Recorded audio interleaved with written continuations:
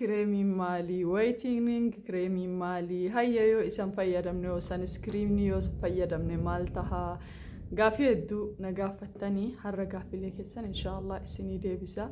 Ani akka walii galatti rabbiin uumama ilma namaa kana wayita uume hundumaa bareechiseetiniin uume. Bareeduma keenya bakka jirutti ifachuun dirqama keenya hunda jedheetiniin yaada. Akka shari'aatti illee akka rabbiin isa uumetti namni tokko bareeduma isaa eeggachuun rakkoo hin qabu. Haa ta'uutii garuu wantoota garaagaraa keemikaalota garaagaraa nuti fayyadamnu qodaa keenya kana akka malee nu miidheetiniin suuraa keenya nu jijjiiraa jira. Umrii malee nu dulloomsaa jira. Namoonni biyyoota alaa keessa jiran meekaappii ittiin daa'imoomuuf wayita fayyadaman uummanni naannaa keenya keessaa hoo Afrikaan ittiin dulloomuuf fayyadamti. Maaliif jennaan yeroo fi akkaataa malee fayyadaman waan ta'eef jechuudha. Namni tokko yoo waan takka maalummaa isaan beekin faayidaa isaarra miidhaa isaatu caalaa jechuudha. Kanaafin ani yeroo baay'ee asirraa isinitti barbaadha. Baay'ee dogoggoroota kana an ofii kiyyaa keessa seenee ture. Whitening kireemii kanas dogoggoraan haga wayii dibadhee ture. Night kireemii kanas dogoggoraan haga wayii fayyadamee ture. Almost ji'a takkaafillee taatu jechuudha. So wayita sanitti wanneen an baradhe rabbiin waan kana na argisiisuuf har'a akka isin fayyaduuf waan san dogoggora san keessa na galchee jedheetti yaada. Ammatti alhamdulillah rabbil alamin fuula kiyya bishaaniin dhiqadhee deema. Wantoota asirratti isiniin fayyadamu isinin mul'isuun ala wanni an fayyadamu takka illee jiru. Alhamdulillah fuulli kiyya amma fuula nama nagahaa ta'eera jechuudha. Uumamatti bifni kiyya diimaa ta'e osoo jiru ofii kiyya yeroo baay'ee of galaafadhee ture. Har'a garuu wantoonni sun hundumtuu nama biraatiif barumsa akka kennu na taasise. Whitening kireemii jechuun faayidaa goldanii chaandinii beauty kireemii ka jedhu kan dalga dheeraa tokko jechuudha. Kireemota bakka maqaalee isaanii dagadheera. Almost garuu birriin isaan ittiin bitan 200, 300, 400, 500 skiinoranii 600 ammas baqa hanga birrii 1000 jidduudha yeroo baay'ee ijoolleen keenya kan ittiin galaafatamu jiru. Birrii 200 haga 1000 birrii jidduu jiru kireemota akkasii halkan dibatanii ganama dhiqatanii jechuu kireemota akkasii nama addeessa nama addeessu isiniin hin jedhu nama bareechisa yeroodhaaf. Garuu inni nama bareechisuuf nama bocaa waan jiruuf qaama keenya luqqisaa waan jiruuf waan yeroodhaaf nuti bareenu nutti fakkaata. Ji'a 2 ji'a 3 ji'a 4 waggaafillee si bareechuu danda'a. Achi booda garuu qodaan kee ciccitaa barraahaa deema. So kana akka hin taane isin qodaa keessan eeggachuu qabdanii jechuudha. Wanni nuti manatti dalagnu kun orgaanika.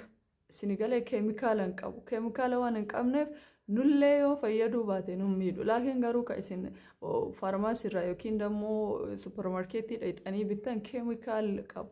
Keemikaalli isaa kun tokkoffaa akka turu kan inni taasisu, akka inni hin banne kan taasisu, qodaa keenyaan kan walitti hin dhufne, irra caalaan isaa immoo kaansarkooziidhaan isaan fayyadaman jechuudha. Liyaannahu tokko hojii uuma waan ta'eef isin galee isaaniifillee wanni kun biizinasa waan ta'eef malee jaalatanii miti. Kanaaf egaa kana jennee lulaa maalaa fayyadamnu akkamitti fuula keenya haa qabannu warroonni jettanii konfidensii mataa keessanii qabaadhaa ofirratti jechuudha. Konfidensii mataa keessanii qabaadhaa. Yeroo baay'ee amma shamarran jaarsi wanni inni manaa fuudhee gadiin isin hin baaneef irra caalaan isaa waan isin dibata irratti yeroo isin gubdan san eeguu hin ifata ilmi dhiiraa. Waan san ifatuuf yeroo baay'ee ofii isaatii dhaqee buna dhugee maal jedhee dhufe hin bareedinaa jechuu kiyyaa miti hin tottolfatinaa jechuu kiyyaa miti. Laakiin garuu akkaataa itti tolfattan habitii godhadhaa malee hoytuma gadi baatan kaan laqallaqattanii kaan tartanii faawundeeshinii jinnii keeraamii maalii kana hunda hoyta isin ofitti laayixan yeroo keessan ni gubdan maallaqa keessan ni gubdan qodaa keessan illee ni balleessitanii jechuudha. An akka walii galatti maal rikoomand gootaa yoo naan jettan namni dhalaan takka jechuudha. Ammarraa jalqabdee dhaabuun hin danda'amu. Dibata kan hunda isaa dhaabuun ni danda'ama. Akkamitti dhaabaa yoo kanaan jettu taate qaxxitaa feeshaalii wanni dhaqxee mana yaalaa dhaqxee fuula kee ni ilaallatta. Fuula kee yoo ilaallatu sadarkaa qodaan kee irra jiru. Fakkeenyaaf ati umrii 20 taatees qodaa nama waggaa 35 qabattee deemuu dandeetta. Spoorii qodaa keetii ilaaluu dandeetta. Taayip iskiinii qodaa keetii ilaaluu dandeetta. Dehydreeshinii qodaa keetii ilaaluu dandeetta. Lot of many things lakkaa'ee isiniin fixu isinii galee. Asfallaagii masloos ilaaltayii barbaachisaa ta'ee waan na biratti hin argaminiif malee even kiyyayyuu isinitti mul'isa ture isinii galee. Umrii qodaa nama meeqaa maaltu akkasii barbaachisu isaanoo achumarraa rikoomandii isin godhan. Warri ammallee Adaamaa fi Finfinnee jirta waan kana gochuu hin dandeettan. Adaamaa keessa bakka takka bichaadha bakki qodaa fi fuula ofii itti ilaallatan jechuudha. Elvaa skin care jedhama. Mallaqni ittiin ilaallaman birrii 1500 wabillaahi laziim ani promooshinaa miti laakiin garuu faayida qabeessa ta'uu isaa dubbisee waan hin argeef qodaan kiyya maalirra jira buguriin maaliif natti ba'a sababni buguriin natti baay'atuuf maaliif bugurii yoo maal godhinarraa dhuma dhaabatuu danda'a gosti qodaa kiyyaa sensitive skin jedhamu maali bifni qodaa kiyyaa hoo uumamaan ammallee dibatoota kamtu naa ta'a jetteetiin kana hundan beekti galee achi booda yooni akka kiyya rakkin spoorii qodaan wanni kun difinii yoo ka ta'u taate qodaan keessan persentii meeqa akka inni banaa ta'ee fi difinii ta'e isaanuu isinumaa himan yoo qodaan kee qabu qodaa keetii spooriin difinii yoo ka taatu taate homaallee yoo dibatte waan akkasiin fayyadu si galee minen bittiqqabbii waan akkasiin fayyadu egasii san maaliidhaan sirraa hasuni feeshaaliidhaan sirraa feeshaaliin dalagattaa isaanuu numa qaban yoo feeshaalii si barbaachise isinuu feeshaalii rikkomandi si gooti yoo feeshaalii si barbaachisin immoo fuula kee laallatteetiin qoricha si barbaachisu si ajajji jechuudha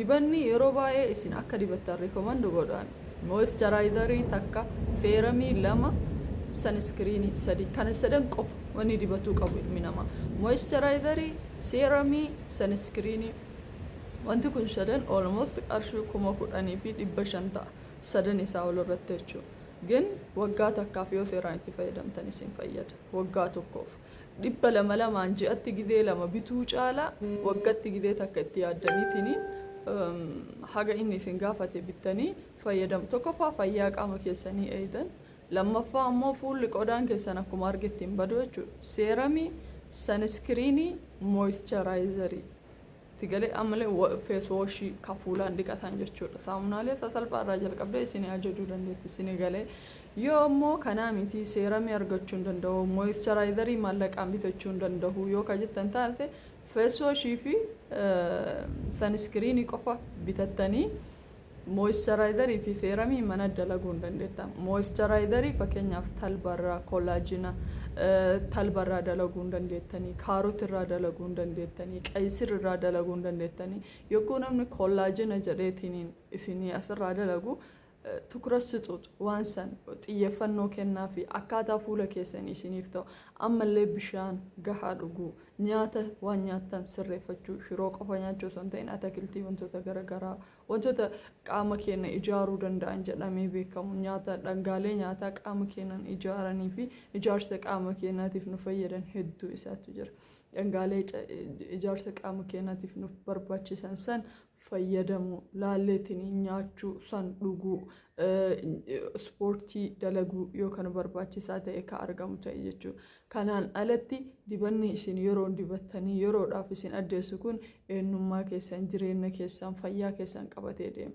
birrii 200 bitattanii birrii 20,020 nuu fayyitan jechuudha wanni isin irra dhufe sun jechuudha ቀላል አይደለም ይገባኛል የሮ ወሂ አዲዳ ሲሂ አዲታ ተ ክሬም ወሂ ሲ አደሳ ጅሩ ዮአና መስቲ ዱፌቲኒ ዋን ካናዳ ቢ ሲሚዳ ካሲንጀ ዱታቴ just see this one is too much difficult for you naaf kala sigale si feddu ulfaata dawon kun si feddu akkamitti akkana godha guyyaa lama sadiif gurraacha'uu dandeetta guyyaa lama sadiif fuula kee xiqqoo jijjiirama duraan argin irratti arguu dandeetta naamani garuu yeroodhaaf malee fuulli kee bareedaa ta'eetiin itti fufaa jechuudha kanaan alatti gen yeroodhaaf waan bareedaa isinitti illee fakkaatu osoo umrii keessan hin gahin dulloomtan osoo umrii keessan hin gahin qodaan keessan walitti tashabashabaa jechuudha amantanii suwwata silatu sadarkaa kollaajina geetii sittimti prootiina fuulli kee hangam qabaa gamiin qabu sittimti qodaan kee keessi isaa rakkini qodaa keessa jiru maali ka gubbaa jiru maali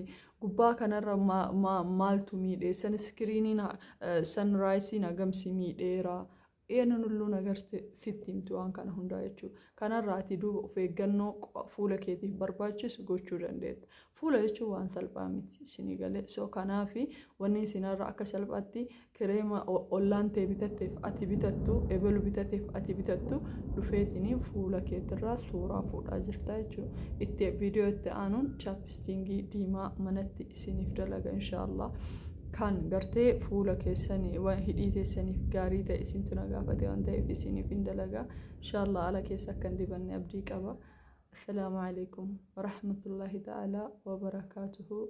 نما برون هاجر إن شاء الله. أما مبرات